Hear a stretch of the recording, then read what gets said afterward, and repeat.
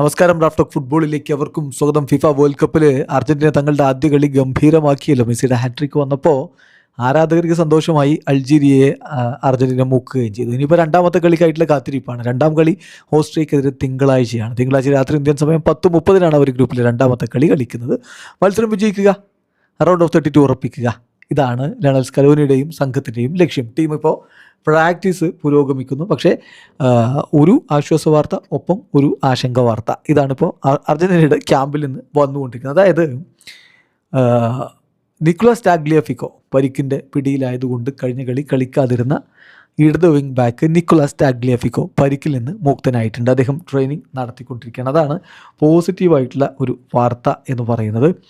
15 minute സമയമാണ് ഇന്നലെ training മാധ്യമങ്ങൾക്ക് ഓപ്പണായിരുന്നത്. അപ്പോൾ അതിൽ നിന്ന് അവർക്ക് മനസ്സിലാക്കാൻ പറ്റിയ കാര്യം ഗോൺസാലോ മുണ്ടിയിലിൻ്റെ ആബ്സെൻസ് ആണ്.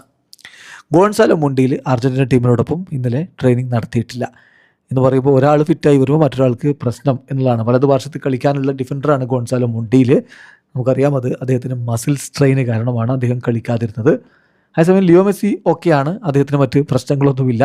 ടാഗ്ലിയാഫിക്കോ ടീമിനോടൊപ്പം ട്രെയിനിങ് നടത്തിയിട്ടുമുണ്ട്. അപ്പോൾ ടീംമേറ്റ്സിനോടൊപ്പം ടാഗ്ലിയാഫിക്കോ ട്രെയിനിങ് നടത്തുമ്പോൾ മൊണ്ടിയിലിന് പരിക്കിൻ്റെ ചില അസ്വസ്ഥതകളുണ്ട്. അത് വലിയ ഇഷ്യൂ അല്ല എന്നാണ് വിചാരിക്കുന്നത്. മൈനർ മസിൽ സ്ട്രെയിനാണ് അദ്ദേഹത്തെ ട്രെയിനിങ്ങിൽ നിന്ന് തടഞ്ഞത് എന്ന് അർജന്റീൻ മാധ്യമം TYC സ്പോർട്സ് റിപ്പോർട്ട് ചെയ്യുന്നു.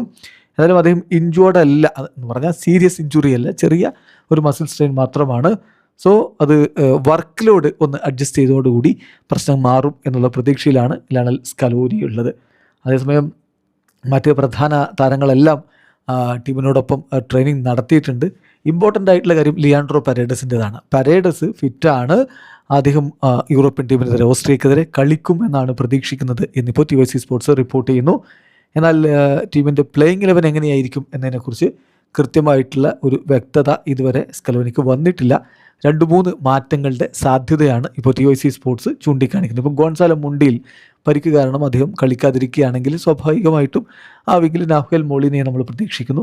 പിന്നെ പുറത്തു പോകാൻ സാധ്യതയുള്ള തിയാഗോ അൽമേഡയും ലൗട്രോ മാർട്ടിനസുമാണ്.